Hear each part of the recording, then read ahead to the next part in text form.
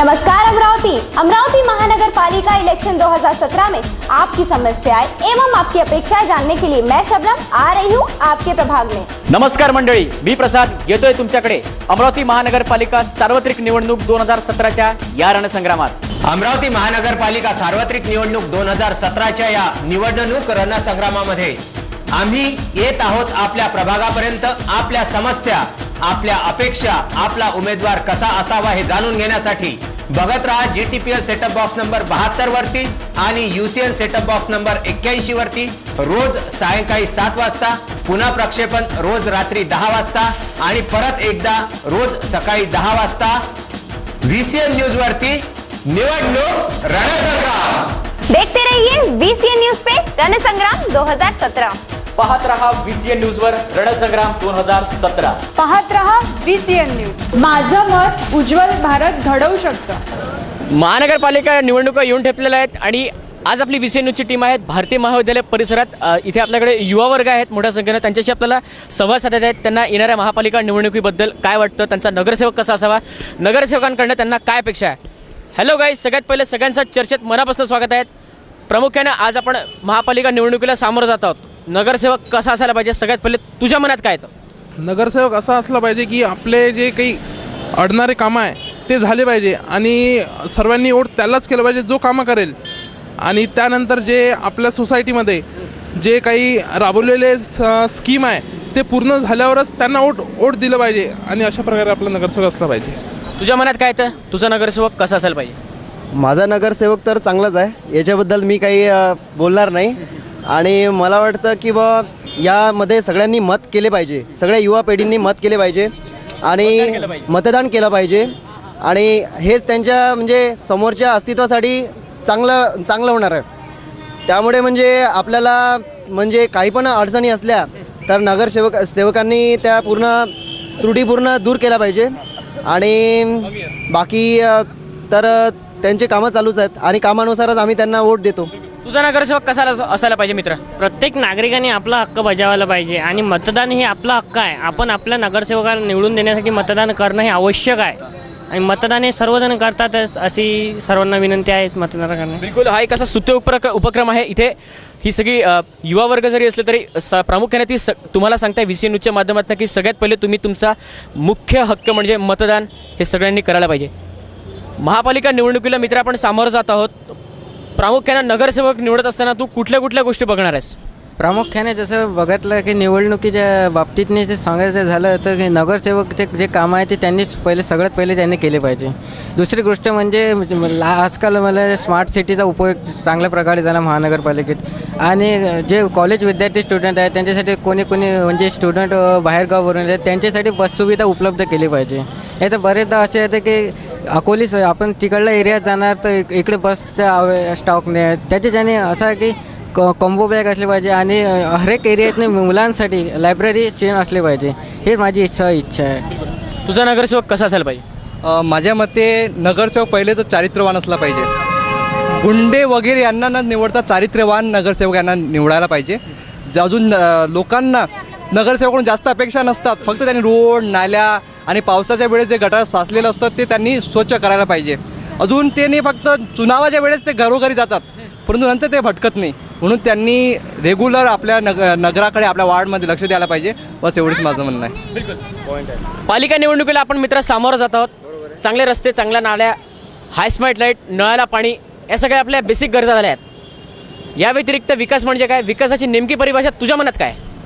मला असं वाटतं की सर्वप्रथम तर वीसीएन न्यूजचे आभार, त्यांनी आमचं मत व्यक्त करायला आम्हाला चान्स दिला आणि मी असं म्हणतो की आता नवीन पिढी जी येते ही डिजिटल स्वरूपात समोर येते आपल्या, तर युवा पिढीला हा नगरसेवक बनण्याचा चान्स दिला पाहिजे सर्वप्रथम मला असं वाटतं।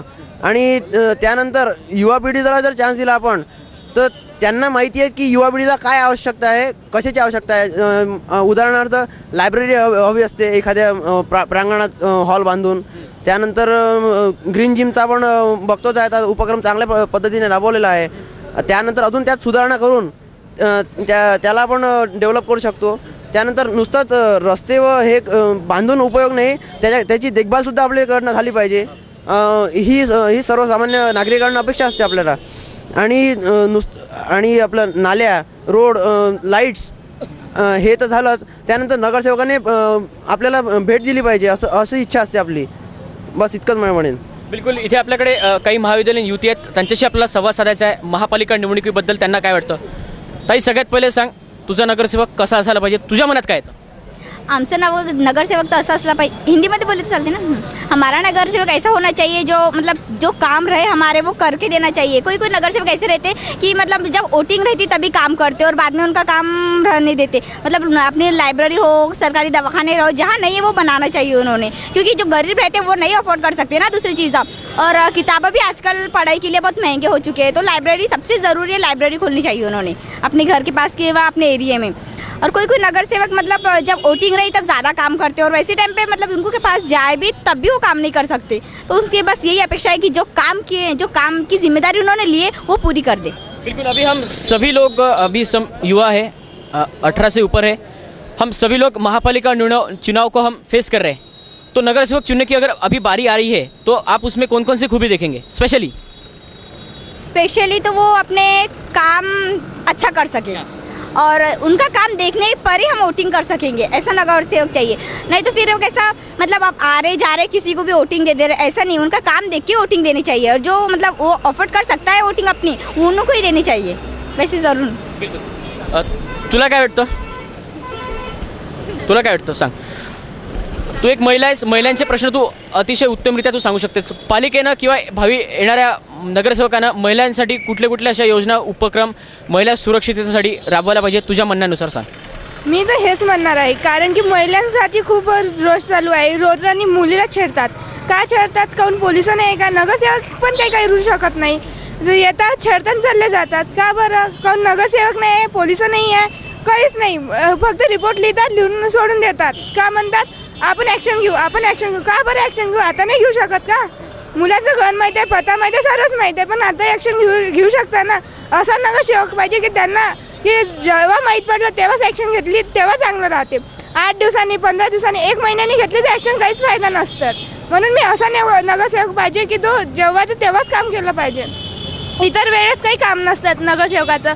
स्त्री असं जातात तर त्यांना छेड करणं किंवा अडवणी हे काही चांगलं नाही आहे. कारण की मुली पण शिक्षण करत आहे, एज्युकेशन करत आहे, त्यांना पण समज जायचं आहे. मुलांच बरोबरी करायला लागलं आहे. का बरं करू लागलं आहे? कारण की मुलीला पण तो हक्क मिळाला की शिक्षण करूया, समज जायचं आहे, पण नाही करायला भेटत आहे. कारण की मुलाच्या आणि करायला पाहिजे तर दोघांना जसं समजा बरोबर दिला पाहिजे. आता मुलं जसं शिकत आहे तसे मुली पण शिकत आहे, पण मुलं छेडणं काम करणं हे नाही पाहिजे. नगरसेवक पाहिजे तर चांगला पाहिजे आणि रोड, रस्ते, घर सगळं स्वच्छ ठेवायचं जिम्मेदारी त्यांच्या इकडे असते ना. ते सगळं व्यवस्थित ठेवणं हे त्यांची नगरसेवक पाहिजे आम्हाला. महिला सुरक्षा के बारे में मतलब समाजामध्ये उदासीनता है प्रेक्षकों. अपन इथे युवतीकडनं जाणून घेऊया की महिला सुरक्षा के बारे में नगरसेवकों ने क्या क्या ऐसी उपाय योजना, महापालिका ने क्या क्या ऐसी उपाय योजना शुरू करनी चाहिए? सबसे पहली बात तो मतलब लड़कियों को पूरा अधिकार देना चाहिए. लड़कों से ज़्यादा भी मिला तो चलता, क्योंकि आजकल ऐसा है कि मतलब जहाँ लड़की दिखे वही अपनी बात करेंगे, वो उनकी सुनाएंगे. और लड़कियों को ऐसा बोला है कि मतलब उनको अधिकार है लेकिन वो यूज़ ही नहीं करते. ऐसा होना चाहिए कि लड़कियों को भी पूरा अधिकार मिलना चाहिए. और लड़कियों के लिए स्पेशल स्कूल, कॉलेज होने चाहिए और वहाँ पर भी स्ट्रिक्टली जिम्मेदारी लेनी चाहिए उन्होंने. नहीं तो कैसा टीचर लोग भी अपने रहे तो वो भी मतलब लड़कियाँ रहे लड़के रहे तो उनमें ये डिफरेंस निकालते नहीं. भाई ये लड़का है तो उनका हो ये नो, लड़की है तो उनका काम नहीं होता ऐसा. लेकिन नहीं, मेरे से ये है कि लड़के और लड़कियों को दोनों को सेम अधिकार मिलना चाहिए. और नगर सेवक कैसे करते? मतलब किसी का जो बड़े लोग रहते, जो हाई फाई रहते, जिसकी ज़्यादा पहचान रहती, उनके बारे में सोचते. और ऐसा नहीं सोचती कि अपन नहीं गरीब हैं उनके लिए कुछ करना चाहिए, कुछ नहीं. मतलब ज़्यादा जिसकी पहचान है, ज़्यादा उनको जहाँ से पैसा मिलता वो उन्हीं के काम करते. और जो गरीब है उनको रहने देते, उनका होएगा करके उनको टाल देते वैसे. तो इसलिए मेरा मतलब ये है कि दोनों के बराबर सुनो, गरीब रहो मतलब लखपति रहो, गरीब रहो, उनको सेम करना चाहिए. तर सातत्यानं मित्रांनो, भारत देश युवा देश म्हणून ओळखला जातो. जास्तीत जास्त युवा आपल्या भारत देशात राहतात आणि पुढील वाटचाल ही आपल्या खांद्यावर जबाबदारी आपल्याकडे भारताची खूप मोठी असणार आहे. युवा लोकांसाठी महापालिकेनं आणि नगरसेवकांना अशा कुठल्या उपाययोजना सुरू करायला पाहिजे, चालू करायला पाहिजे तुझ्या म्हणण्यानुसार?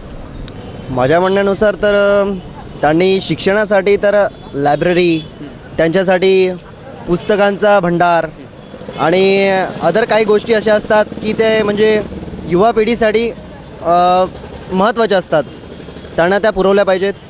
त्यानंतर आमच्याकडे कंट्रोल पण मिळतं. तर कंट्रोल नावाची एक चीज आहे, ते गरिबांसाठी पण कामं येते आणि अदर जे लोक ते पण करतात. आता त्यांनी असं केलेलं आहे की बाबा शेतकरीसाठी जे शेतकरी आहेत त्यांनाच अन्नधान्य देऊन नाही राहिलेले आहेत ते. म्हणजे त्यांनी शेतकऱ्यांसाठी पण ते अगोदर 50 रुपयाला हे मिळत होतं, कंट्रोल मिळत होतं. मी एक शेतकरी आहे, माझे घरचे पण शेतीच करतात, कोणी मजुरी करते. तर माझ्या कार्डवरती शेतकरीचा शिक्का आहे, पण आता ते पण बंद केले आहेत त्यांनी. तर हे असं करायला नको की आम्हाला 12ही महिने कंट्रोल मिळायला पाहिजे, एवढीच अपेक्षा आहे. तुझं काय म्हणणं आहे, युवा वर्गासाठी, खास करून युवा वर्गासाठी महापालिकेनं कुठल्या उपाययोजना वगैरे असं राबवायला पाहिजे? महापालिकेने युवा वर्गाकडे विशेष लक्ष दिलं पाहिजे, कारण आम्हीच समोर जाऊन काही ना काही बनू शकतो जर त्यांनी आमच्याकडे जास्त विकासाकडे लक्ष दिलं आमच्या. तर त्यामध्ये शिक्षणाची एक बाब येते. त्यानंतर आपल्या एन्व्हायरमेंटल जे गोष्टी आहेत त्यांच्याकडे खास लक्ष दिलं पाहिजे. त्यानंतर अजून भरपूरशा गोष्टी आहेत ज्या सांगणे अजून म्हणजे वेळ पुरवणे इतके गोष्टी आहेत त्या. तर अशा प्रकारे ज्यांनी नगरसेवकांनी जर लक्ष दिलं तर अजून चांगली गोष्ट होईल. आणि त्यामध्ये नगरसेवक भरपूर वेळा तेच निवडून येतात, तर ते न येता त्यांनी दुसऱ्या वर्गाला म्हणजे नवीन चेहऱ्याला चान्स दिला पाहिजे, अशी माझी इच्छा आहे. बिलकुल. आता एक जरा वेगळा प्रश्न मी तुम्हाला विचारणार मित्रांनो. शासकीय कार्यालयामध्ये, सरकारी कार्यालयामध्ये निवृत्तीचं वय हे 60 ते 65 आहे. मग इथे पण महापालिकेत नगरसेवकाला जो उमेदवार असतो त्यालाही पण वयाचं बंधन असावं का? हो, मेरे हिसाब से तो सर नगरसेवक ऐसा होना कि गरीबों को साथ दे. और अभी तो ऐसा हो रहा सर, क्या अभी नगरसेवक जो भी बनता है वो अभी वोटिंग के टाइम पे गरीबों के घर तक के चक्कर मारते हैं और बाद में कभी चुन के आता है तो गरीबों को झक्के भी नहीं देखते. और अभी आज के दौर में गरीब लोग इतने परेशान हैं क्या उनका अल्लाह के सिवा तो कोई नहीं है, ये अल्लाह बेहतर जानता. लेकिन नगर सेवक का मेरे हिसाब से ये ध्यान है कि नगर सेवक ऐसा होना ऐसा इंसान को नगर सेवक बनाओ क्या वो गरीबों को साथ दे सके और ज़्यादा से ज़्यादा विकास कर सके. और अभी तो ऐसा हो रहा है सर, क्या अभी घर तक के उठ के ऐसे आते हैं और जब चुन के आते हैं तो उनके पास कभी रात पैट को कभी लाइट बन हुई, उनके पास जाए तो कोई आके झक के देखता नहीं सर. तो मेरे हिसाब से तो नगर सेवक ऐसे इंसान को बनाओ क्या उसके पास रात पैट को भी जाए और वो रात पैट को अपने काम कर सके, ऐसे इंसान को नगर सेवक बनाओ. बस इतना ही कहना है मुझे. बिल्कुल. आपने तो ये मतलब नगरसेवक कसा असावा याचं उत्तर दिलं, पण माझा प्रश्न असा होता की शासकीय कार्यालयामध्ये 60 ते 65 निवृत्तीचं वय असतं, मग इथे पण नगरसेवकाला निवडणूक लढत असताना त्याला पण वयाचं बंधन असावं का? बिलकुल असावं, कारण वयाचं बंधन नसेल तर एकच व्यक्ती पुन्हा निवडून येऊन तो त्याची कमाई, त्याचे खिचे पूर्ण भरून घेईल आणि विकासाचं काहीच नाव ठेवणार नाही तिथे. त्यामुळे नवीन चेहऱ्याला आपलं मतं द्या, नवीन पिढीला आपलं चान्स द्या नगरसेवक बनण्याचा. त्यामुळे त्यांना प्रश्न माहिती आहेत, युवा पिढीचे प्रश्न काय आहेत हे युवालाच माहिती असतात. त्यामुळे त्यांना जर चान्स दिला तर ते खूप उत्कृष्ट पद्धतीने आपला प्रतिसाद देतील आणि आपला देश आपला चांगला करतील, वाढ चांगला करतील. तुझं काय म्हणणं आहे? माझं म्हणणं असं आहे की ते वयोमर्यादा असलीच पाहिजे. जे 65 वर्ष आहे, आपण एखादा गव्हर्नमेंट जॉब करतो तर तिथे वयोमर्यादा असतेच आणि नंतर रिटायरमेंट दिली जाते. इथे पण नगरसेवकाला वयोमर्यादा असणेच, कारण की ते वारंवार निवडून येतात आणि ते आपले म्हणजे जसा नरेंद्र मोदींनी आता जो काळा पैशाचं ते बंद केलेला आहे आणि नवीन नोटा चलनात आणलेल्या आहेत, तशाच प्रकारे त्यांना पण सध्याच काही प्रॉब्लेम घडलेले आहे, म्हणून वयोमर्यादा असलं. तुझं काय म्हणणं आहे याच्यावर? सर माझं म्हणणं हेच आहे की वयोमर्यादा हे असलीच पाहिजे, कारण की कोणत्याही गोष्टीला मर्यादा ह्या नावाची चीज आहे. कारण की आज आपल्या भारत देशाने आपल्याला 18व्या वर्षापासूनच काही प्रौढ व्यक्तीला मतदानाचा अधिकार दिला आहे. तरी माझे म्हणणे असे आहे की मतदान हे करणं अधिकार बरोबर आहे. आणि दुसरी गोष्ट म्हणजे की एकच एक चेहऱ्यानं 2-2 वेळा मतदान करणे अयोग्य आहे. कारण की बऱ्याच वेळा आपण पाहतो की आपण त्यांच्या घरी, ते आपल्या घरी येतात मतदानाच्या वेळेस, भाऊ माझ्या इकडे पाहिजा, भाऊ माझ्या इकडे पाहिजा. आपल्या समोर जर आपल्या काळ आपल्यावर तोच आला, आपण त्यांच्याकडे गेलो का हो आमचं असं झालं तसं झालं, ते म्हणतात का आम्ही जमत नाही आता, नाही असं झालं आणि तसं झालं, ते असं योग्य का प्रकार नाही हा. त्याच्याने माझं असं म्हणणं आहे की नवीन नवीन चेहरे द्या आणि तसे पाहिले ते तरुण विद्यार्थ्यांना का राजनीती यांनी प्रवेश द्यावे, हीच माझी इच्छा आहे. बिलकुल. मित्रांनो, किमान महापालिकेत चपरासी किंवा पिऊनची नोकरी मिळवण्यासाठी आपल्याला पात्रता किमान कमीत कमी आपल्याला 12वी लागते. मग पालिकेमध्ये जेव्हा आपण शिक्षण सभापती निवडतो तो किमान ग्रॅज्युएट पदवीधर असावा असं तुम्हाला वाटतं का? असा निर्णय यावा का? हो, किमान शैक्षणिक अर्हता तरी असायला हवी. जसं आपल्याला एखाद्या महानगरपालिका क्लरिकल जॉब असायला शैक्षणिक अर्हता ग्रॅज्युएट पाहिजेच, त्याचप्रमाणे आपला महापौर शिक्षण अधिकारी असला पाहिजे. शिक्षण अर्हता असलीच पाहिजे, कारण की तो जर शिक्षित नसेल तर त्याला पूर्ण शासन चालवावे लागते, तर त्याप्रमाणे शासन चालू नाही शकत चांगल्याप्रमाणे, म्हणून शिक्षण अर्हताही असायलाच हवी. आणि दुसरा माझा मुद्दा आहे की नगरसेवक हा युवाच असायला पाहिजे, कारण की मी युवा आहे आणि देशाचे पंतप्रधान माननीय नरेंद्र मोदी म्हणतात की या देशाचे युवांनी मला निवडून दिलं, तर माझ्या मते नगरसेवक हा युवाच असायला पाहिजे. प्रामुख्यानं नगरसेवक निवडत असताना तू त्यात कुठल्या कुठल्या गोष्टी बघणार आहेस? सर्वात पहिले मी चारित्र्य आणि त्याचं कर्तृत्व पहिले मुद्दे, नंतर मी त्याचं एज्युकेशन पाहन, कारण की जर त्याचं चारित्र्य आणि कर्तृत्व जर नेक नसेल तर माझ्या उद्देशाने तो चांगला नसेल. बस शैक्षणिक अर्हता पाहिजे. तुझं काय म्हणणं आहे मित्रा? ये पुढे सांग. नगरसेवक कोणता बी असो, आपलं जे भारत देश आहे याच्यातनी लोककल्याणकारी राज्य म्हटलेलं आहे. भारत देश हा लोककल्याणकारी राज्य असला पाहिजे. तर लोककल्याणकारी राज्य म्हणजे काय याचं हे समजते तरी का आजच्या नगरसेवकाले? तर याचा पहिले अभ्यास, त्याच्यासाठी त्याचं लागणारं वय म्हणजे मर्यादा जी शिक्षणाची त्यातली अर्हता पाहिजे ते जास्तीत जास्त असायला पाहिजे. कारण की आपण 12वीसाठी आपण समजा आता 12वीवर चपराशीच्या नोकऱ्या देतो, तर मग जे आता जो विकास करू राहिला आपल्या समाजाचा त्याचीच अर्हता काऊन विचारात घेतली जात? ते अर्हता विचारात घ्यायलाच पाहिजेत ना, कारण की आपण देशाचे नागरिक आहो. जे संविधान लिहिण्यात आलं ते फक्त लिहून ठेवलं, त्याचा विकास झाला पाहिजे. विकास झाला पाहिजे, त्याच्यानी काहीतरी चेंज झाले पाहिजे, त्याच्यानी चेंज करायला हवे. कारण की जर शिक्षित माणूस जर त्याचे विचार चांगले असेल तरच तो प्रगती करू शकेल ना. दुसऱ्या आपल्या लोकांची, सामान्य लोकांची, त्याला आपले दुःख कार्य काय असते हे समजलं पाहिजे. स्वतःची जाणीव असल्याशिवाय तो दुसऱ्याचा विकास करू शकत नाही. म्हणून नगरसेवक हा शिक्षित असला पाहिजे. तो काहीतरी PhD वगैरे, माझ्या विचारानं PhD वगैरे ते बी समाजशास्त्रामध्ये केलेली पाहिजे विशेष म्हणजे. तर तेव्हा तो त्याला समजल की सामान्य नागरिकाचे दुःख काय असते, व्यथा काय असते, त्याचा विकास कसा करावा.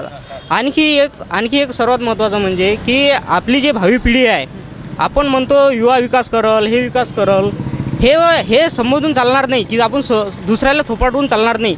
स्वतःचं आपण जर आता ग्रामस्वच्छता अभियान आहे, आता किती युवा आपल्यातले त्याच्यातनी आपण साथ देतो ग्रामस्वच्छता अभियानासाठी. म्हणजे युवांना कुठेतरी जागरूक झालंच पाहिजे. तेव्हा आपला आपण जवळ जागरूक होणार नाही तवरक आपली समोरची जे व्यक्ती आहे ते बी जागरूक होणार नाही. कारण की तिला समजलं पाहिजे कोणतरी विचारणार आहे आपल्याला. हे पण कुठेतरी कमी पडत आहे आपल्या भारतामध्ये, विशेष करून आपल्या विदर्भामध्ये. सगळ्यात जास्त आपण विदर्भातनी आपण पाहतो बेरोजगारी वाढत आहे, दिवसेंदिवस बेरोजगारी वाढत आहे. इकडे कोण लक्ष देणार? जागा निघते STIच्या, PSIच्या, ते काहीतरी थोड्याफार जागा निघते. वार्षिक परीक्षा द्यावी लागते MPSCची, वर्षातून एकचदा परीक्षा होते. कारण काय आहे याचं? काही समजलं तर पाहिजे युवकाले. म्हणजे युवकानं विकास करण्यासाठी काहीतरी केलं पाहिजे. म्हणजे स्वतःनी परिवर्तन केल्याशिवाय दुसऱ्यातनी परिवर्तन घडून आणता येत नाही, सगळ्यात महत्त्वाचं. म्हणून नगरसेवक जर निवडताना आपण हे पाहिलं, नगरसेवक हा चांगला असायलाच पाहिजे. आपण कर्तृत्व, व्यक्तित्व हे तर पाहूच त्याचं, पण तो शिक्षित असला पाहिजे असं माझं मत आहे. तो शिक्षित असावा, इथल्या लोकांचा इथे कल आहे. आता ज्वलंत असा एक विषय आहे सध्या भारतभरामध्ये खूप चर्चेचा विषय राहिला. 3 महिन्या अगोदर माननीय पंतप्रधान नरेंद्रजी मोदी यांनी घेतलेला नोटबंदी हा निर्णय आहे, हा कितपत योग्य आहे? तुला काय वाटतं मित्र? जेव्हा भारतात संविधान हे अंमलबजावणीत आणलं होतं तेव्हा डॉक्टर बाबासाहेब आंबेडकरांनी स्पष्टपणे लिहिलं होतं की दर 10 वर्षामध्ये नोट बदलल्या गेल्या पाहिजे. हे आतापर्यंत घडलेलं नाही आहे. जेव्हा नरेंद्र मोदी साहेब हे प्रधानमंत्री झाले तेव्हा त्यांनी ते करून दाखवलं आणि हे योग्य आहे, हे झालंच पाहिजे. ह्या गोष्टी झाल्याच पाहिजे. ते मी त्यामध्ये पूर्णपणे सहमत आहे. त्यांनी जे केलं ते चांगलंच आहे. हां, आपल्याला त्यामध्ये प्रॉब्लेम क्रिएट झाल्या, लोक राईनीमध्ये लागलेत, पण ते आपल्यासाठी चांगलं आहे. तुला काय वाटतं, नोटबंदी हा निर्णय योग्य आहे की अयोग्य आहे? जसे भारत संविधानामध्ये लिहिलं आहे की डॉक्टर बाबासाहेब आंबेडकरांनी की नोटबंदी हा झाल्याच पाहिजे. तसं पाहिलं तर नरेंद्र मोदीजींनी जो हा उपक्रम घेतला हो अतिशय योग्य आहे. जसं सांगायचं झालं म्हणजे आता समोरल्या प्रौढ व्यक्ती तरुण विद्यार्थ्यांसाठी हा जो नोटबंदीचा फायदा आहे तो अति चांगला आहे. कारण की आपण समोर मार्केटात कोणती परचेस करायला गेलो तर जमलेले आपण व्हिसा कार्ड, शॉपिंग कार्ड याचा जास्त उपयोग करतो. जनरली EMI जास्त आलेला आहे आता. आणि पेटीएमच्या ज्याने जे आपल्या टायमिंगची बचत होते आणि ऑनलाईन जे पर्चेसिंग होते याचे ज्याने अतियोग्य फायदा आहे. म्हणजे जनरली आता आपण पाहत होतो की आपण 1000च्या जागी 2000ची वस्तू घ्यायची म्हणजे सगळे सोळ्या लूट चालू होती मार्केटात. आता जे नोटबंदी ज्याने आले आहे ते लोकांची समजूत घेण्यासाठी आज हा जो विचार घेतला आहे नरेंद्र मोदींनी हा चांगला आहे हे आम्हाला वाटते विद्यार्थ्यांना. नोटबंदी हा निर्णय दादा योग्य आहे की अयोग्य आहे तुझ्या म्हणण्यानुसार?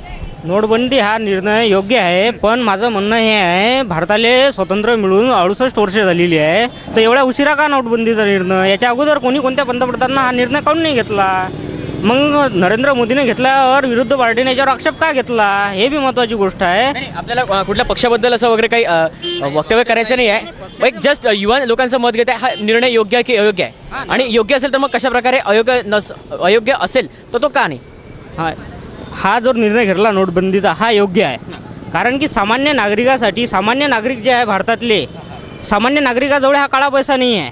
उच्च वर्गीत लोक जे आहेत, जे पांढरपेशीय वर्गीय असते त्यांच्याजवळ जो पैसा आहे तो त्यांच्याजवळ आहे, काळा पैसा सामान्य माणसाजवळ नाही आहे. तर याच्या अगोदर हा निर्णय घ्यायला पाहिजे होता पण घेतला नाही, आणि हा निर्णय जो घेतला हा योग्य आहे. योग्य अशा तऱ्हेनं आहे जो पांढरपेशीय लोकांजवळ काळा पैसा आहे ते या माध्यमातून निघालेला आहे. थोडाफार का प्रमाणात होईना पण काही प्रमाणात तरी तो काळा पैसा आपल्या याच्यातून निघालेला आहे, जो त्यांनी दडपला होता तो निघालेला आहे. किंवा ते आता आपण पाहिलं त्या 2-3 महिन्यामध्ये इकडे तिकडे नोटा होत्या, अफरातफर झाली त्या नोटांची. मग ह्या नोटा कुठून आल्या, काऊन फेकल्या गेल्या रस्त्यावर, काऊन फेकल्या गेल्या? तर हे सर्वात महत्त्वाची गोष्ट आहे की तो जो निर्णय झाला तो चांगलाच होता, आणि असं माझं मत आहे की तो चांगला होता. नोटबंदीबद्दल तुमचं काय म्हणणं? हा निर्णय योग्य होता की अयोग्य?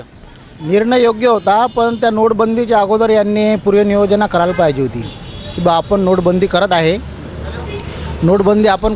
पण पूर्ण भारतामध्ये नोटबंदी होणार आहे, आणि याचा पुढं बा लोक कसं याचं हे करणार वापर, नोटबंदी झाल्यानंतर काय काय समस्या उद्भवणार लोकांना, याचा विचार सरकारने करायला पाहिजे होता. आणि त्या नियोजनानुसार तसं नियोजन करायला पाहिजे होतं की बा जनतेला पुढं काय त्रास होईल, तो त्रास कसा कमी होईल, हे नियोजन सरकारला जमलं नाही. त्याच्यामुळं सामान्य लोकांना भरपूर नोटबंदीचा त्रास झालेला आहे. सामान्य लोकांना नोटबंदीचा बराच त्रास झाला असं या दादांचं म्हणणं आहे.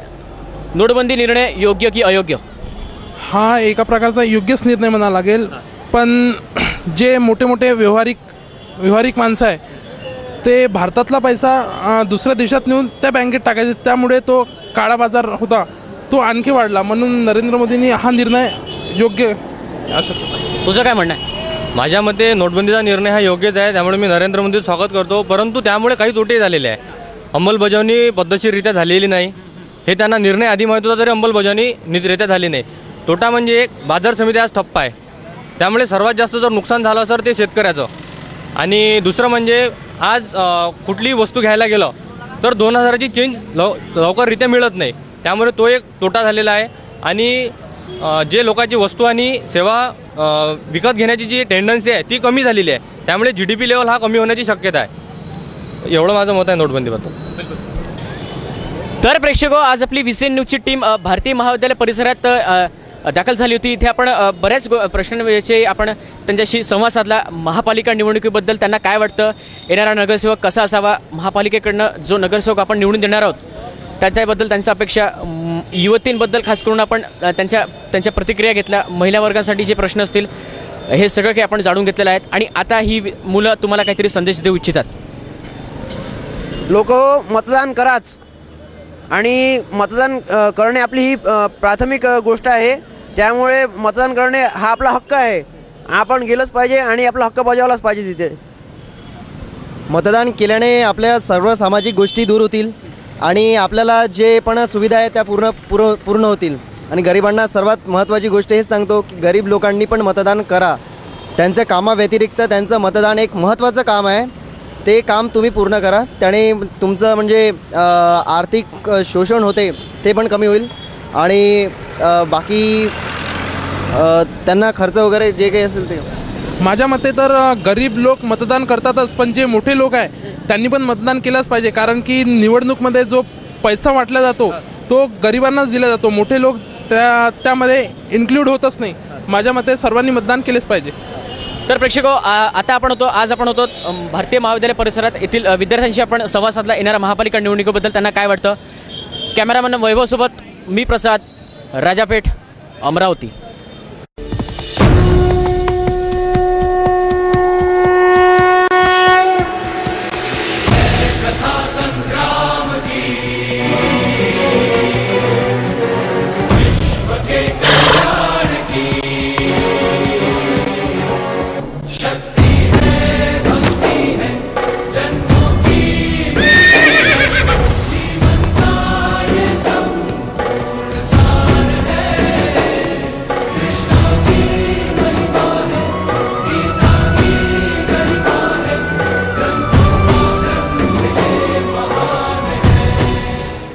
नमस्कार अमरावती, तुमचं पुन्हा एकदा स्वागत. VCN न्यूज प्रस्तुत अमरावती महानगरपालिका सार्वत्रिक निवडणूक 2017च्या रणसंग्राम या कार्यक्रमात. आणि आज जसं तुम्हाला माहिती आहे आपण युवा वर्गांचं मत जाणून घेणार आहोत. त्यांना महानगरपालिका निवडणुका आता आपण सगळेजण सामोरं जात आहोत. त्यांचा नगरसेवक कसा असावा, नगरसेवकांकडनं त्यांना काय अपेक्षा आहेत, हे सगळे काय आपण इथले जाणून घेणार आहोत. आणि आता आपण सध्या आहोत ब्रिजलाल बियाणी परिसरात. सगळ्यांचं चर्चेत मनापासून स्वागत. नगरसेवक निवडणुकीला आपण सामोरं जात आहोत, महापालिका निवडणुकीला. नगरसेवक कसा असावा, तुझ्या मनात काय तर? नगरसेवक हा जनतेची सेवा करणारा असावा आणि ज्याप्रमाणे रस्त्याची कामं जे रखडलेली आहेत ती त्वरित व्हावी आणि विद्यार्थ्याकरता प्रत्येक प्रभागामध्ये एक वाचनालय असावा. आणि जे वार्ड रचना केलेली गेलेली आहे ती वार्ड रचना अगोदरची हवी होती. आणि प्रभाग रचनेमध्ये कसं 4 नगरसेवक असल्यामुळे त्यांचा प्रभाग हा मोठा असल्या कारणामुळे दुर्लक्ष केले जाते, तर ती न झालं पाहिजे. तुझं म्हणणं काय, तुझा नगरसेवक कसा असायला पाहिजे? सर्वप्रथम तर त्या व्यक्तीला माहीत असणं पाहिजे की नगरसेवक या शब्दाचा अर्थ काय आहे. नगरसेवक म्हणजे नगराची सेवा करणारा, जो सेवा करून मेवा खाणारा चालेल, पण सेवा न करता मेवा खाणारा असा नाही चालेल. त्यांनी जे सगळीच कामं आहेत ते सुद्धा केलेली पाहिजे. आपण म्हणतो नगरसेवकचं काम आहे नाल्या सफा करणं, हे करणं, हे त्याचं काम नाही आहे. हे त्याचा वर्क आहे, तो करून घेणारा पाहिजे. म्हणजे एक त्याच्यामध्ये एक लिडरशिप क्वालिटी असणं गरजेचं आहे आणि त्याने काहीतरी चांगलं केलं पाहिजे अशी आमची आशा आहे. बस, धन्यवाद. तुझ्या म्हणण्यानुसार तुझा नगरसेवक कसा असायला पाहिजे? माझ्या म्हणण्यानुसार नगरसेवक तर असा असायला पाहिजे ज्यांनी आम जनतेची सेवा केली पाहिजे आणि त्यांनी दुसऱ्याचे कष्ट निवारले पाहिजे. आणि जसे आताचे लोक करतात, फक्त पैशाच्या पाठीमागे असं न करता त्यांनी फक्त लोकांच्या सेवेच्या बारेमध्ये सोचलं पाहिजे. बस मित्र, आपण सगळेजण महापालिका निवडणुकीला सामोरं जातात. आपण 18+ आहोत, युवा आहोत. आपले एक वेगळे विचार आहेत. पालिकेचा तुझा नगरसेवक निवडत असताना तू त्यात कुठल्या गोष्टी प्रामुख्याने बघणार? नगरसेवक हा स्वाभिमानी असावा आणि सर्व लोकांचे, नागरिकांचे हा प्रश्न जाणून घेणारा असावा. म्हणजे सर्वांना सोबत घेऊन चालणारा आणि कोणताही भेदभाव न करता जातीय पक्ष अशा प्रकारचा आदर्श नगरसेवक असावा. तुझ्या म्हणण्यानुसार काय वाटतं? तसेच तो शिक्षित असणं खूप महत्त्वाचं आहे. कारण की तो जर का शिक्षित असला तर त्यांना ज्या योजना आतापर्यंत राबवत आलेल्या आहेत, जे केंद्र शासन किंवा कुठल्याही योजना ज्या राबवत आलेल्या आहेत त्याची त्याला पुरेपूर माहिती असणार. आणि तसंच तो प्रत्येक सामान्य नागरिकापर्यंत पोहोचलेला असला पाहिजे, म्हणजे तळातला असला पाहिजे. की कुठं एखाद्या मोठ्या घराण्यातून आला किंवा घराणेशाही चालवत असला अशातला नसला पाहिजे. म्हणजे प्रत्येकाशी संपर्क, प्रत्येकाच्या समस्या काय आहेत काय नाही याचा त्याला भान असलं आवश्यक आहे. तेरे हिसाब से तेरा नगरसेवक कैसा होना चाहिए? और हम अभी महापालिका चुनाव को फेस कर रहे हैं, तो तू एक नगरसेवक चुन रहा है, तो उसमें क्या क्या खूबी देखेंगा? पहली बात तो नगरसेवक ऐसा होना चाहिए कि यानी लोगों के साथ वो फ्री होना चाहिए और उसने हर काम करना चाहिए. स्टूडेंट्स के लिए स्पेशली करना चाहिए कुछ, जिससे स्टूडेंट लोगों को भी फ़ायदा हो और जिससे समाज में अच्छा ही फैले. इथे आपल्याकडे युवती आहेत, तर आपण त्यांना विचारूयात नगरसेवक कसा असायला पाहिजे. सगळ्यात पहिले तुझ्या मनात काय येतं? सबसे पहले मेरे दृष्टिकोण से जो हमारे जो नगर सेवक है वो मतलब हमारे अमरावती में सिर्फ 2 ही सिटी बसें हैं, जो कि उसे और हमारी जैसे अमरावती की जनसंख्या को मद्देनज़र रखते हुए और हमारी सिटी बसेस को बढ़ाना चाहिए। मतलब महिलाओं की जो जनसंख्या है वो ज़्यादा है, और सिटी बसेस सिर्फ 2 ही है, उसकी उपलब्ध मतलब और ज़्यादा होनी चाहिए। बिल्कुल। नगर सेवक हम चुन रहे, तो आप उसमें स्पेशली खूबी क्या क्या देखेंगे? एजुकेटेड होना चाहिए, और प्योर लोगों की जो मतलब जो गरीब लोग हैं उनकी जो तकलीफ़ है, जैसे उनके जो उनको और फैसिलिटी प्रोवाइड करनी चाहिए। आपके हिसाब से आपका नगर सेवक कैसा होना चाहिए? वो ऑब्वियसली एजुकेटेड होना चाहिए और आम आदमी की जैसे रहना चाहिए, और उनकी सभी तकलीफ़ों को दूर करना चाहिए, गरीबों को देखना चाहिए, साफ़ सफाई के बारे में थोड़ा हाइजीनिक होना चाहिए, एंड यस उन्हें सेमिनार छोटे छोटे लेने चाहिए और सिटीजन्स के लिए अवेयर उन्हें करना चाहिए टाइम टू टाइम। ये सब मैं चाहती हूँ उनके। बिल्कुल, आप एक महिला हो, एक महिला की परेशानी आप खुद एक बखूबी जानती हो। महिला सुरक्षा के बारे में महापालिका ने या आने वाले नगर सेवकों ने कौन से ठोस कदम, कौन सी उपाय योजना मतलब शुरू करनी चाहिए? हर स्टॉप पे महिला कमांडोज होने चाहिए, और उन्हें एक सेमिनार्स लेने चाहिए जहाँ पे गर्ल्स उनके डिफेंस वो खुद कैसे करें, इन सब के सेमिनार्स हर महीने लेने चाहिए, जितना पॉसिबल हो सके उतना, क्योंकि हम क्राइम्स का रेट बढ़ते जा रहे हैं। सो अवेयरनेस बहुत ज़रूरी है। सो आई थिंक उन्होंने ये सब स्टेप्स लेने चाहिए। आपके हिसाब से क्या लगता है, महिला सुरक्षा के बारे में पालिका ने कौन से ऐसे ठोस कदम उठाने चाहिए? बस एरिया वाइज का गर्ल्स कमांडो इंक्रीज करना चाहिए, हर एरिया में वो फॅसिलिटीज प्रोव्हाइड करनी चाहिए। थँक्यू. मित्रांनो, आपण पालिका निवडणुकीला सामोरं जात असताना मला एक आणखी एक प्रश्न विचारायचा तुम्हाला, की सातत्यानं आपण भारत देश युवा देश आपण म्हणतो आपण, आणि बरीच आता फ्युचरमध्ये भारत देशाची कमान ही युवा देशाचा खांद्यावर असणार आहे. पालिकेमध्ये नगरसेवकांनी जो आपला निवडून येणार त्यांनी युवा लोकांसाठी कुठल्या कुठल्या अशा उपाययोजना, काय काय फॅसिलिटीज आणखी सुरू करायला पाहिजे? सर्वप्रथम वाचनालय, वाचनालय, आणि त्यानंतर मेन गोष्ट म्हणजे खेळासाठी जे पहिले आखाडे राहायचे किंवा व्यायामशाळा हे उडायला पाहिजे. कारण की युवा जर का सशक्त असेल आणि जर का शरीराने मजबूत असेल तर तो त्याची विचारक्षमता आणि विचारसरणी खूप छान असू शकते. आणि वाचनालय खूप महत्त्वाचे आहे, जेणेकरून तो ज्या होणाऱ्या नवीन बाबी आहेत त्याच्याविषयी त्याला माहिती असणं माहिती होणार. आणखी खूप सारं शक्य. तुला काय वाटतं? जसं स्पर्धा परीक्षांकडे सर्व विद्यार्थी आकर्षित होत आहेत, तर स्पर्धा परीक्षांसाठी ग्रंथालय, वाचनालय सर्वांनी उघडे करून द्यावे, आणि गोरगरिबां जे विद्यार्थी आहे जे पुस्तकं खरेदी नाही करू शकत त्यांना मोफत पुस्तकं वाटावीत असं मला वाटतं. बिलकुल. मित्रा, चांगले रस्ते, चांगल्या नाल्या हे सगळं होत राहील. हायस्मार्ट लाईट पण हे सगळे आहेत, हे सगळे आपल्या बेसिक गरजा झाल्या आहेत. विकास म्हणजे काय मित्रा? याच्या व्यतिरिक्त विकास असू शकतो का? विकासाची नेमकी परिभाषा तुझ्या मनात काय चालू आहे? त्याकरताच म्हणजे अगोदर तरी जे स्वच्छतेकडे जास्त लक्ष दिलं पाहिजे. प्रभागामध्ये जास्त प्रमाणात कचरा पडलेला असतो, तर तो कचरा फक्त नगरसेवक जे महानगरपालिकेचे कर्मचारी आहे त्यांच्याच अंतर्गत नव्हे, तर सर्व भागातील जे तरुण विद्यार्थी वगैरे जे पुरुष आहेत त्यांच्याकडनं त्यांचं लोकसहाय्य घेऊन ते प्रत्येक कामं केली पाहिजे. तर त्याकरता टाळाटाळ न करता प्रत्येक कामं केली पाहिजे, आणि प्रत्येक नागरिकाने त्यात सहभाग नोंदवला पाहिजे. जसं मी सांगितलं मित्र, आता आपल्या बेसिक गरजा काय काय आहेत, याच्या व्यतिरिक्त विकास असू शकतो का? विकासाची परिभाषा तुझ्या मनात काय रे? माझ्या मनात विकासाची परिभाषा अशी आहे, त्यांनी सर्व लोकांची सह मिळून सगळ्यांच्या गरजा हे करायला एकवटायला हव्या. आणि मेन म्हणजे कचरा आणि जे माझ्या मित्रांनी म्हटलं ग्रंथालय तर बांधून टाकतात हो, पण त्याची निगा कोणी राखत नाही, तिथे कोणी जात नाही, त्याचा प्रचार करायला हवा, अशीच माझी.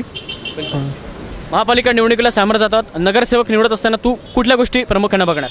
जसं की आजकालची मेन मुद्दा म्हणजे कॅशलेस इंडिया. तसंच आपल्याला एक माझा विषय आहे की कास्टलेस इंडिया झाला तर खूप चांगलं होईल. हा महत्त्वाचा मुद्दा आहे सध्याच्या परिस्थितीत, कारण की सर्वीकडे तेच चालू आहे. कारण की जे ओपन विद्यार्थी OBC आहे त्यांना जे आरक्षण भेटत नाही ते सर्वांना म्हणजे समांतर झालं पाहिजे. असं नाही म्हणत की मी सर्वांना आरक्षण मिळू द्या, सर्व समांतर करून टाका, सर्व म्हणजे कास्टलेस करून टाका बस. महापालिकेमध्ये किमान आपल्याला चपराशीची नोकरी पाहिजे असेल तर 12वी ही पात्रता लागते. मग पालिकेमध्ये जेव्हा आपण शिक्षण सभापती निवडतो तो किमान ग्रॅज्युएट असावा, पदवीधर असावा, याबद्दल तुझं काय मत आहे? ही अशी अट असायला पाहिजे का? नक्की असायला पाहिजे. कारण की जर का तो शिकलेला नसेल तर दुसऱ्यांबद्दल विचार करू शकत नाही. कारण की शिक्षणामुळे विचार करण्याची क्षमता हे खूप जास्त वाढते. माझं असं म्हणणं नाही की त्यामध्ये युवा आणि बुजुर्ग असणं अशातला काही मतभेद नाही, पण तो शिक्षित असल्यानं खूप आवश्यक आहे. हां, बुजुर्ग आणि युवा हे मिळून जर का दोघे मिळून काम करतील तर विकासात आपल्या अमरावतीचा विकास खूप चांगल्या पद्धतीने होणार। हम अभी पालिका निवडणूक में पालिका में हम देखते हैं कि पियून जो पोस्ट रहती है उसके लिए हम 12वीं कम से कम एलिजिबिलिटी मांगते हैं। अगर वो शिक्षण सभापति है तो कम से कम उसको ऐसा मतलब त्याला असा निर्णय असायला पाहिजे का कि तो किमान पदवीधर एटलीस्ट वो ग्रेजुएट तो होना चाहिए, ऐसे कुछ रहना चाहिए क्या? I think use basic knowledge तो होना चाहिए। इट्स नॉट कंपलसरी कि आपको ग्रेजुएट होना चाहिए और फिर आप कुछ पढ़े लिखे और फिर बढ़े। आपको नॉलेज होना चाहिए, फिर आप अगर आपके पास नॉलेज होगा तो डेफिनेटली आप PM भी बन सकते हैं। It's not compulsory that graduate person should go out of their. So I think एक नॉलेज होना चाहिए सो दैट वो अच्छा डिसीजन भी ले सके, उनके काम में आएगा एक परफेक्ट नॉलेज। आपके हिसाब से? मेरे हिसाब से भी वही, जैसे नेहा ने कहा है कि वो एक ज़रूरी नहीं कि एजुकेटेड रहना चाहिए, उसे बेसिक नॉलेज रहना चाहिए। और जैसे आज लाइसेंस के लिए जैसे बात हुई कि एक पर्सन जो एजुकेटेड रहना चाहिए, 10th पास रहना चाहिए, तो ऐसा ज़रूरी थोड़ी ना जो नहीं पढ़ा लिखा है वो कैसे रोजगार अपने रोजी कैसे कमाएगा? पालिकेमध्ये जो आपण पिऊन भरतोची पदवी भरायला जाते त्याला किमान 12वी ही पात्रता लागते। शिक्षण सभापती निवडत असताना किमान तो पदवीधर असावा का? तुझं काय मत आहे? माझं मत आहे की तो पदवीधर असायला हवा, कारण की त्याला सध्या त्याचं ज्ञान असते आणि तो सर्व ते सॉल्व करू शकतो, ते जे आपल्याला हवं आहे ते सर्व तो देऊ शकतो। फर्स्ट इज जो अभी है उसको तो जो सिस्टम है अपना एजुकेशन सिस्टम वो थियरी प्रोवाइड करता है। जो प्रैक्टिकल नॉलेज है वो कोई भी एजुकेशन में नहीं, अपने प्रैक्टिकल भी होता है तो समझ में नहीं आता बच्चों को, क्योंकि वो पूरा किताब में से पढ़ के वैसे जैसे पुराना सिस्टम है वही चल रहा है। तो सिस्टम को ये बदलना चाहिए, फर्स्ट बात तो ये, उसके बाद ही कुछ हो सकता है। तुझं काय म्हणणं आहे यावर? सर्वप्रथम तुम्ही म्हटलं ना की पिऊन जॉबसाठी 12वी पात्रता आहे, तर ते ठीक आहे, पण आपण आपल्या सभापती निवडत आहे, शिक्षण सभा निवडत आहे, तर त्यांचं जे रोल आहे आपल्यामध्ये ते खूप मोठं शकतं ना, तर त्यांना काही पदवीधर असणे गरजेचं आहे। कारण त्यांना काय आपण आज शिक्षण जे शिकत आहे, कारण त्यांना शिक्षणाची जे म्हणजे जी गरज भासली असेल ते त्यांना समजेल की या विद्यार्थ्यांना का शिक्षण जास्त इम्पॉर्टंट आहे। त्यासाठी शिक्षणाची पात्रता म्हटलं गरजेचं आहे। आणि दादा म्हटलं या थिअरॉटिकल शिकवत आहे ते पण ठीक आहे, आणि ते प्रॅक्टिकल असणे खूप जास्त गरजेचं आहे, कारण थिअरॉटिकलमधून जेवढं नॉलेज भेटत नाही विद्यार्थ्यांना तर प्रॅक्टिकल लवकर समजू शकते, हे त्यांना जास्त इम्पॉर्टंट आहे। आणि हा मुद्दा तुम्ही मांडलाच पाहिजे की शिक्षण सभापती हा ग्रॅज्युएट कमीत कमी पदवीधर असणं गरजेचं आहे, असं मला वाटते। चला, आपण युवा आहोत, महापालिकेला आपण सामोरं जात आहोत। मग आता ही बदलती प्रभाग प्रणाली झाली आहे, 4 वार्ड 1 प्रभाग, ही प्रभाग प्रणाली योग्य आहे की अयोग्य आहे? जवळपास योग्यच आहे। कसं काय? कारण की मोठा प्रभाग असणे चांगलंच आहे आणि लक्ष पण ठेवू शकतो सगळ्या याच्यावर। तुझ्या म्हणण्यानुसार ही प्रभाग प्रणाली योग्य आहे की अयोग्य? माझ्याप्रमाणे तर अयोग्य आहे, कारण की 4 वॉर्ड आणि 1 प्रभाग असं प्रॉपर नाही होईल ना, कारण की त्या वॉर्डमध्ये कोणाची काय गरज आहे, कोणाचे काय म्हणजे त्यांचे जे काही युजेस आहे किंवा काही पण, तर ते पूर्णपणे नाही होणार, कारण की ते मग ते डिस्ट्रीब्यूट होणार की एक या प्रभागामध्ये एक वेगळं हे, तर त्याच्यामुळे ते अयोग्य आहे असं माझे म्हणणं आहे। मला पण वाटते पूर्णपणे मी सहमत याच्या मताला, कारण की यांनी जे म्हटलं 4 वॉर्ड आणि कारण ती पॉसिबल नाही आहे, त्यामुळे काय सर्वांच्या गरजा पूर्ण होऊ शकत नाही ना, एक व्यक्ती कुठे पुरणार आहे सर्वांना, कारण की 4 वॉर्ड म्हणून कधी तुम्ही ते एक जे निवडत आहे तुम्ही त्यामध्ये ते जे प्रॉब्लेम आहे ते सर्वांपर्यंत म्हणजे पोहोचू शकणार नाही ना, आणि जे गरजा व्हायला पूर्ण पाहिजे ते पूर्ण होऊ शकणार नाही, त्यामुळे हे माझ्या मते तर पूर्णपणे अयोग्य आहे आणि हे व्हायला नाही पाहिजे असं माझं म्हणणं आहे। बदलती प्रभाग प्रणाली योग्य आहे की अयोग्य आहे? ती माझ्या मते तरी अयोग्य आहे, कारण की ज्याप्रमाणे 4 नगरसेवक राहणार आहे प्रभागामध्ये, तर एखाद्या वेळेस आपण एखाद्या नगरसेवकाकडे गेलो, कोणत्या का आपली किरकोळ जर मागणी घेऊन, तर ते काय करणार की ते जर आपण त्यांच्या फेवरमध्ये नसलो किंवा मग त्यांचा आपला जर राग जर असला त्यांचा, तर ते आपल्याला दुसऱ्या नगरसेवकाकडे पाठवणार आणि म्हणजे टाळाटाळ करणार आपल्या कार्याची। त्यांनी म्हणजे ही बाबत अयोग्यच आहे। वार्ड प्रणाली ही योग्य होती अगोदरची, त्यामध्ये कसं छोट्या प्रमाणात वाढ होतं, तर त्यामध्ये कशी आपली जी काही समस्या होत्या त्या आपण सहज आपल्या परिचित व्यक्ती असल्या नगरसेवक असल्या कारणामुळे आपण त्यांना मांडू शकलो असतो, तरी ही माझ्या मते तरी अयोग्यच आहे प्रभाग प्रमाणे। तर प्रेक्षको, आज आपली VCN न्यूजची टीम होती ब्रिजलाल विहाणी महाविद्यालय परिसरात आणि येथील विद्यार्थ्यांशी आपण संवाद साधला। येणाऱ्या महापालिका निवडणुकीबद्दल त्यांना काय वाटतं, त्यांच्या अपेक्षा काय आहेत, युवा धोरणं, महिलांचे प्रश्न काय असतात, हे सगळे काही आपण जाणून घेतलं। आणि आता आपण जाणार आहोत पुढच्या प्रभागाकडे। कॅमेरामॅन वैभवसोबत मी प्रसाद, VCN न्यूज अमरावती।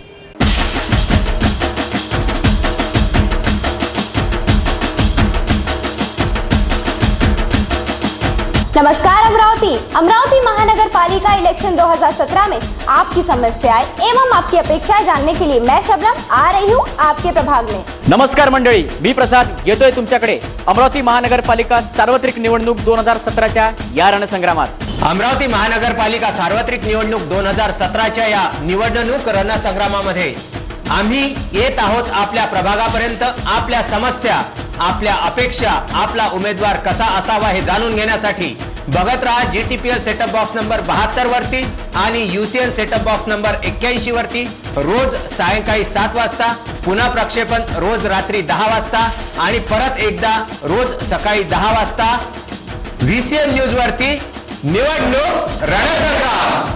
देखते रहिए VCN न्यूज पे रणसंग्राम 2017। पाहत रहा VCN न्यूज वर रणसंग्राम 2017। पाहत रहा VCN न्यूज, माझं मत उज्ज्वल भारत घडवू शकतं। नमस्कार अमरावतीकर, कॅमेरामॅन वैभव सोबत मी प्रसाद। VCN न्यूज प्रस्तुत अमरावती महानगरपालिका सार्वत्रिक निवडणूक 2017च्या रणसंग्राम या कार्यक्रमात तुमचं मनापासून स्वागत आहे। प्रेक्षको, आज आपली VCN न्यूजची टीम आलेली आहेत रुक्मिणी नगरामध्ये आणि इथे काही आपल्याकडे मान्यवर मंडळी आहेत, त्यांच्याशी आपल्याला संवाद साधायचा आहे। येणाऱ्या महापालिका निवडणुकीबद्दल त्यांना काय वाटतं। नमस्कार, सर्वांच्या चर्चेत मनापासून स्वागत आहे। सगळ्यात पहिला प्रश्न म्हणजे नगरसेवक तुमचा कसा असायला पाहिजे। सध्याच्या अमरावती महानगरपालिकेची सध्या विद्यमान स्थिती जर आपण पाहता आणि मागच्या 5 वर्षाचा जर आपण अभ्यास केला तर साधारणतः इथल्या अमरावती महानगरपालिकेत ज्या पक्षाची सत्ता होती, राष्ट्रवादी काँग्रेस आणि काँग्रेसची, ज्याच्यामध्ये बहुतांश जर आपण पाहता अनेक घोटाळे इथे झाले। त्या घोटाळ्यानंतर एक चांगली सरकार, एक चांगलं सत्ता किंवा चांगले नगरसेवक येणं हे सगळ्या अमरावतीकरांना अपेक्षित आहे। याच्यामध्ये ज्या लोकांचा एक चांगला दांडगा जनसंपर्क अमरावतीच्या क्षेत्रात आहे, त्या विद्यमान प्रभागात आहे, अशा लोकांना तिकीट दिली पाहिजे। राजकारणापेक्षा समाजकारणातही त्यांचा बहुतांश काम त्यांनी केलं आहे आणि नगरसेवक बनल्यानंतर त्या प्रभागातले प्रश्न असो किंवा तिथल्या समस्या असो याच्याकरता काम करणारं जुजारू व्यक्तिमत्व पक्षाने दिला पाहिजे, तो कुठल्याही पक्षाचा असो। आणि अशा लोकांनी त्यांच्या त्याच्यासमोर पार्टी समर्थ म्हणून उभं राहिलं पाहिजे असं मला वाटतं। बिल्कुल, मैं आपसे पूछना चाहूँगा, अभी हम महापालिका चुनाव को फेस करने जा रहे हैं, तो नगरसेवक हम चुन रहे हैं, तो उसमें आप क्या क्या खूबी देखेंगे। सबसे पहले नगरसेवक चुनते समय उसकी जो छवि है वो ट्रांसपेरेंट होनी चाहिए। ऐसा नहीं हो कि हम कुछ और चीज़ को नए पैकेज में ला के पेश कर दें और बाद में वो कुछ और निकले। तो उसका जो सामाजिक दायरा है वो भी काफ़ी अच्छे पैमाने पर, एक लोगों का आजकल क्या है कि मानसिकता चेंज हो गई है, वो अपने पैमाने पर लोगों को मौज माफ करते हैं, उनको जो अच्छा लगता है वो करते हैं। अभी बहुत सारी चीज़ें पहले के राजकारण से अलग हो गई है, एक जो पारदर्शिता का वातावरण बना है। तो मेरा सबसे पहले मानना है कि नगर सेवक के लिए जो योग्य उम्मीदवार है वो सेवक के रूप में उसने अपने आप को पेश करना चाहिए, ना कि चुन के आने के बाद उसकी सेठ बनने की मानसिकता हो। इसका तात्पर्य क्या है ये आप भली भांति और पब्लिक भी जानती है। तो नगर सेवक को नगर सेवक जैसी ही मानसिकता आगे आना चाहिए, उसे हर समस्या से जूझने की एक उसके अंदर वृत्ति होनी चाहिए, लोगों के दिल दिमाग में जगह बना सके, ऐसा नगर सेवक हमको चाहिए। बिल्कुल, नगरसेवक कसा पाहिजे की जो प्रत्येक वेळी लोकांच्या मदतीला धावला पाहिजे, कारण जनता त्यांना निवडून देते, जनतेचं काम झालंच पाहिजे ना। मला सांगा, जनता निवडून देते हे काही स्वतःच्या बळावर निवडून येत नाहीत ना।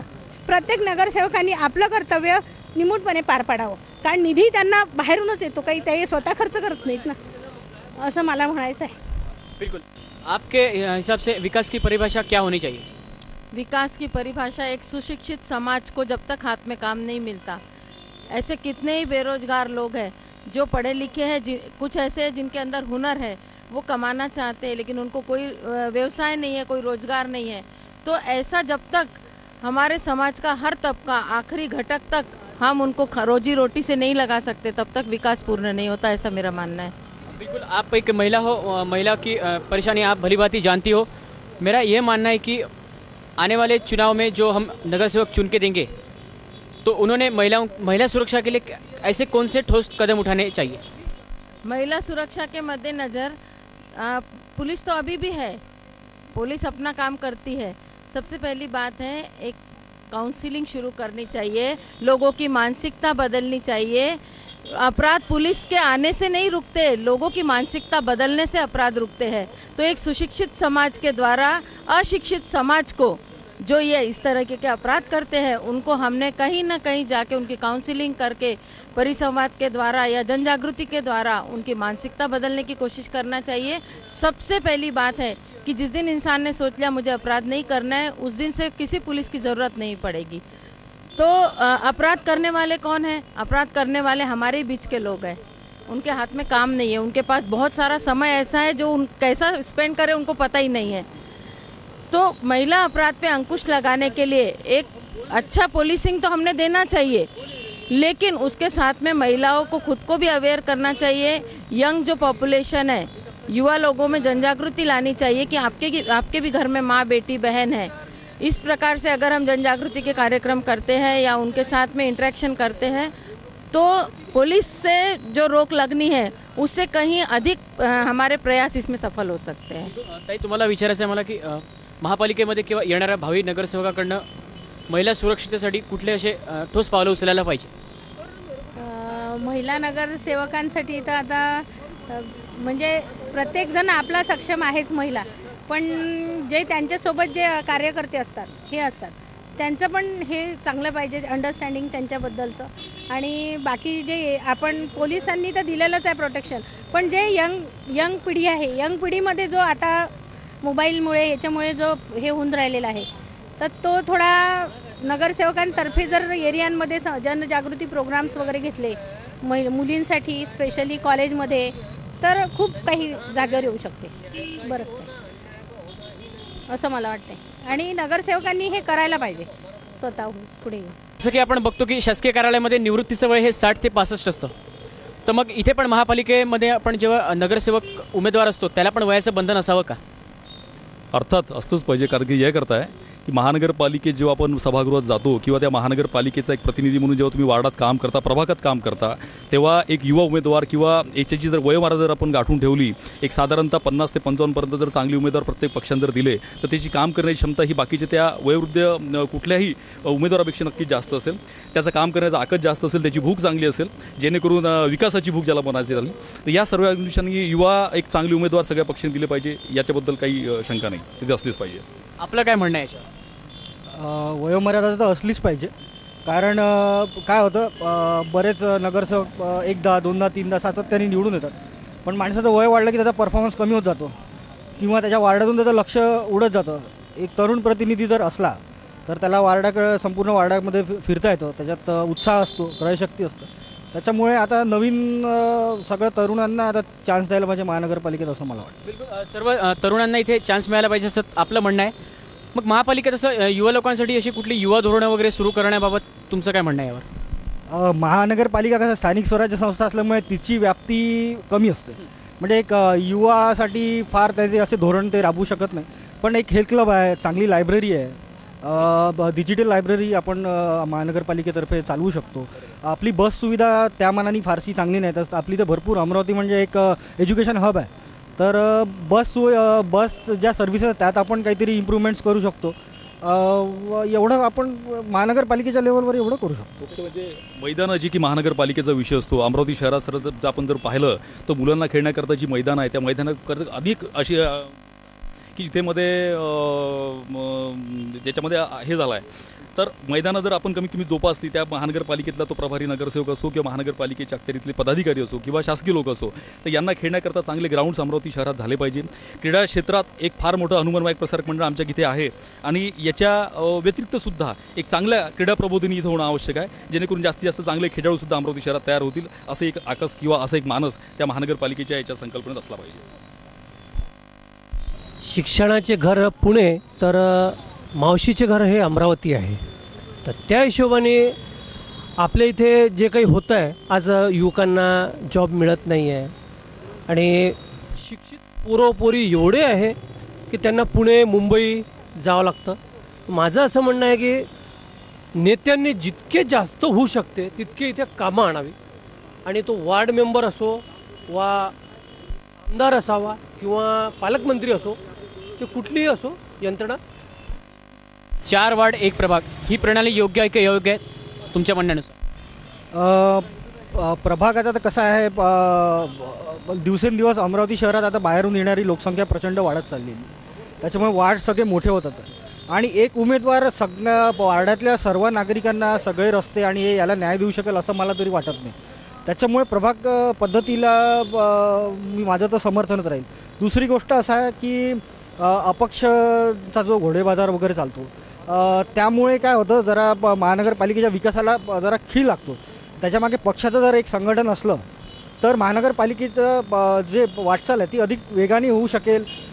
किंवा आता समजा एकाच पक्षाचं समजा वरपासून खालपर्यंत जर सरकार असलं, सत्ता असली तर महानगरपालिकेचे कामं वेगाने होऊ शकते. आणि अपक्षांचा इथे काही प्रमाणात खीळ लागतो विकासाच्या कामाला. म्हणून मग या प्रभाग पद्धतीला माझं समर्थन. काका, बदलती प्रभाग 4 वार्ड का एक प्रभाग, ये पक्ष की दृष्टि से बहुत यानी फायदेमंद है. विकास के लिए कभी कभी क्या हो जाता है कि अपक्ष अगर ज़्यादा चुनकर आ गए वार्ड प्रणाली में तो वह लोगों विकास के लिए आपस में पक्षी लोगों को परेशान करते हैं. उनका विकास का धोरण जो है पार्टी लेवल में उसमें कुछ बंधन रहता है, उसको वो जवाबदार रहता है. उम्मीदवार जो पार्टी का नगर सेवक रहा वो उसके लिए जवाबदार रहता, पार्टी का बंधन रहता उसको. तो इस तरह से अगर जो सरकार ने निर्णय लिया है 4 सदस्यीय प्रणाली का, तो पक्ष के लिए वो काफ़ी फायदेमंद है. आपलं काय म्हणणं आहे? एकदम उत्तम आहे. 4 जण मिळून कामं करू शकतात आणि एकटा काय करू शकतो हाही एक प्रकार आहे. 4 जण मिळून 4 ठिकाणी फिरल्यापेक्षा एक ठिकाणी बसून काय होतं की आता समजा माझा प्रभाग क्रमांक 12 आहे, विवेकानंद कॉलनी आणि रुक्मिणीनगर. अगोदर कसं होतं की बडनेरा जे होतं त्याच्यामध्ये विवेकानंद कॉलनी हा जो प्रभाग होता हा वेगळा होता आणि रुक्मिणीनगर प्रभाग जो होता तो अमरावतीमध्ये होता. आज होईल कसं की बडनेरा अमरावती अलग अलग न करता कसं होईल की दोन्ही प्रभागातले एकत्र आल्यामुळं आता एक प्रभाग झाला आहे. 4 जण मिळून मिसळून आणि सुरळीत कामं करू शकतात की जेणेकरून असं होणार नाही की ते इकडनं थोडासा रस्ता माझ्या इकडनं गेला आहे, आता माझं त्याच्याशी काही घेणदेण नाही. पण आता असं होईल की 4 जण असल्यामुळं काय होतं की 4 जण मिळून हा विचार करतील की नाही ही माझी जबाबदारी आहे, ही तुझी जबाबदारी आहे, ही तुझी जबाबदारी, म्हणून 4 जण मिळून आपली जबाबदारी म्हणून ती हा एक चांगला उत्तम आहे. बिलकुल. आता एक वेगळा असा प्रश्न आहे की आपण 1-2-3 महिन्याआधी नगर परिषद निवडणुकीला आपण सामोरं गेलेलो आहोत सर्वजण. तर त्यात असा एक नवीन निर्णय घेतलेला होता की नगरसेवक ते निवडायचेच आहेत पण सोबत नगराध्यक्षसुद्धा एक निवडला गेला पाहिजे. मग महापालिकेमध्ये पण असा कुठला निर्णय असा राबवायला पाहिजे का की नगरसेवकांसोबत महापौरही लोकांमधून जायला पाहिजे? साधारणतः महापौर हा पूर्ण शहराचा प्रतिनिधित्व करणारा एक प्रथम व्यक्तिमंडळ मानला जातो. पण मला असं वाटतं की जर निवडलं असेल तर मला महानगरपालिकेमध्ये महापौर हा डायरेक्ट लोकांकडून निवडला जावा. तर मला असं वाटतं की असं निवड प्रक्रिया जर तशी ठेवली तरी चांगली प्रक्रिया असेल. एक चांगला उमेदवार जो या शहराचं नेतृत्व करतो. साधारणतः कसं होईल की आता जो काही निर्णय महानगरपालिकेचा लागेल त्याच्यानुसार सत्ता पक्षामध्ये त्यातला एक व्यक्ती निवडला जाईल. पण होऊ शकतो की तो व्यक्ती नंतर भविष्यामध्ये काय काम करेल याची नंतरची प्रसिद्धी हा नंतरचा त्या पक्षाचा किंवा त्या उमेदवारीचा भाग आहे. पण एक चांगला व्यक्ती जर समजा एखाद्या पक्षाने महापौरच्या जागेवर जर दिला आणि संपूर्ण शहराबद्दल त्याच्याबद्दल समजा आता जर हे पाहायचं असलं, वोटिंग पाहायचं असलं तर त्या अनुषंगानं डायरेक्ट लोकांमधून महापौर हा एक चांगला पर्याय असू शकतो असं मला. महापौर लोकांमधनं निवडून गेला पाहिजे. अगर जनता के द्वारा महापौर चुने जाता तो बहुत अच्छा है क्योंकि पूरे शहर का प्रतिनिधित्व करेगा. अगर कोई पार्टी जो सत्ता में है वो महापौर चुनती तो वो सिर्फ वो पार्टी का प्रतिनिधित्व करता है. जनता ने अगर चुनी तो सबसे सही प्रक्रिया है. आपलं काय म्हणणं आहे यावर? सेम.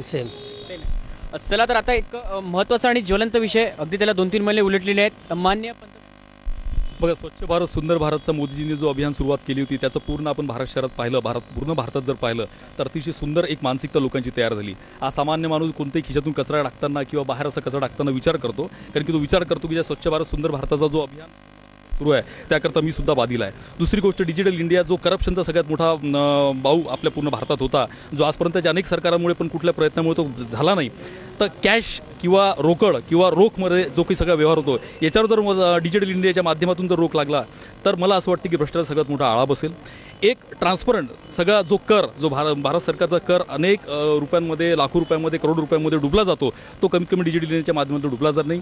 इन्फ्रास्ट्रक्चरसाठी भारताच्या विकासाकरता भारत सरकारकडे या माध्यमातून भरपूर मोठ्या प्रमाणात पैसा जमा होणार आहे, कारण की सगळ्या लोकांना जर 1 नंबरमध्ये जर काम करावं लागलं तर भारत शासनाच्या तिजोरीत या माध्यमातून जास्तीत जास्त पैसा मिळेल आणि एक चांगला भारत एक चांगलं सरकार या दृष्टीनं म्हणजे समृद्ध होईल. यात डिजिटल इंडियाचा फार मोठा हातभार या येणाऱ्या काळात लागणार असं मला वाटतं. दादा, नोटबंदीचा निर्णय योग्य की अयोग्य?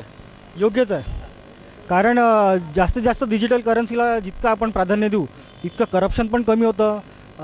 जो आपल्या इथे भारतीय लोकांचा माइंडसेट आहे की धन जमा करून ठेवायचं आणि ते सरकारच्या तिजोरीत येत नाही किंवा बँकांमध्ये खेळतं राहत नाही, त्याच्यामुळे डिजिटल करन्सीला नेहमी प्रमोटच केलं पाहिजे. आता काही लोक त्याचा बाऊ करतात, त्यांना असं वाटतं की जे परंपरागत चालू आहे, जी करप्ट सिस्टीम आहे ती तशीच चालली पाहिजे. आणि अमरावतीसारख्या शहरातही बऱ्याच लोकांनी यावर नाराजी वगैरे दर्शवली त्यांची. पण मी तुमच्या माहितीसाठी सांगतो, शेगाव नाक्यावर एक दुकान आहे, ते भाजीचं दुकान आहे आणि तिथे कार्ड्स ॲक्सेप्ट होतात. त्याच्यामुळे असं नाही आहे की लोक वापरत नाही, शेतकरीसुद्धा ATM कार्ड वापरतात, पेटीएम सारख्या सर्व्हिसेस आहे.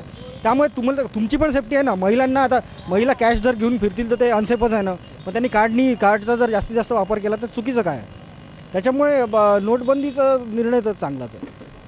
नोटबंदी का निर्णय जो हमारे पंतप्रधान मोदी जी ने लिया है वो सही या गलत है? नोटबंदी का निर्णय मोदी सरकार का सबसे अच्छा कदम है, क्योंकि उसके वजह से एक तो भ्रष्टाचार मुक्त भारत की ओर हम कदम बढ़ा रहे हैं, दूसरा इसका परिणाम आतंकवादियों पर भी हुआ है. हम जो कश्मीर समस्या है, आपने इतने समय में देखे होंगे कि पिछले जब से नोटबंदी हुई तब से वो आतंकवाद समस्या पे थोड़ी रोक लगी हुई है. तो सबसे अच्छा निर्णय है मोदी सरकार का नोटबंदी के. नोटबंदीबद्दल तुमचं काय म्हणणं आहे? हा जो निर्णय घेण्यात आला होता योग्य आहे की अयोग्य? अतिशय योग्य निर्णय झाला. याच्यामुळे आपल्या भारताच्या देशाच्या आर्थिकाला खूप मोठं बळ मिळणार आहे. याचे परिणाम आपल्याला 1-2 वर्षात दिसतील. आता दिसणं सुरू झालं आहे त्याचे परिणाम, पण खूप चांगले परिणाम दिसून पडतील. नवीन पिढीकरता किंवा देशाकरता खूप चांगली गोष्ट आहे. थोडक्यात नोटबंदी हा निर्णय योग्य की अयोग्य? एकदम योग्य आहे. आणि याच्यामुळे काय झालं की जे काश्मीरला 500-500 रुपये देऊन लोक गोटे मारायचे आपल्या सैनिकांना, त्याच्यावर अगदी आळा आला.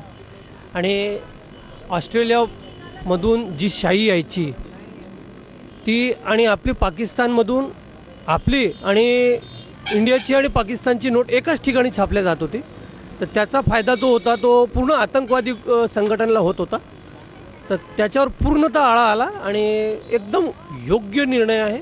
आणि असे निर्णय व्हावे. थोडे कठोर असतात, पण 4 दिवसच वाईट वाटतं आपल्याला आणि सुरळीत होऊन जाईल सगळं. एकदम उत्तम आणि युवकांच्या फायद्यालायक आहे.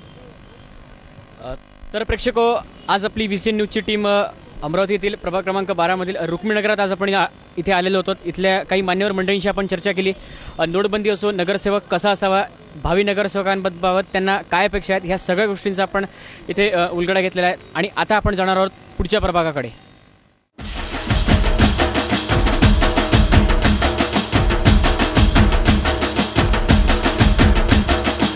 नमस्कार अमरावती महानगर पालिका इलेक्शन 2017 में आपकी समस्याएं एवं आपकी अपेक्षाएं जानने के लिए मैं शबनम आ रही हूँ आपके प्रभाग में. नमस्कार मंडळी, मी प्रसाद येतोय तुमच्याकडे अमरावती महानगरपालिका सार्वत्रिक निवडणूक 2017च्या या रणसंग्रामात. अमरावती महानगरपालिका सार्वत्रिक निवडणूक 2017च्या या निवडणूक रणसंग्रामामध्ये आम्ही येत आहोत आपल्या प्रभागापर्यंत. आपल्या समस्या, आपल्या अपेक्षा, आपला उमेदवार कसा असावा हे जाणून घेण्यासाठी बघत रहा GTPL सेटअप बॉक्स नंबर 72 वरती आणि UCN सेटअप बॉक्स नंबर 81 वरती. रोज सायंकाळी 7 वाजता, पुन्हा प्रक्षेपण रोज रात्री 10 वाजता आणि परत एकदा रोज सकाळी 10 वाजता VCN न्यूज वरती निवडणूक रणसंग्राम. देखते रहिए VCN न्यूज पे रणसंग्राम 2017. पाहत रहा VCN न्यूज वर रणसंग्राम 2017. पाहत रहा VCN न्यूज. माझं मत उज्ज्वल भारत घडवू शकतं.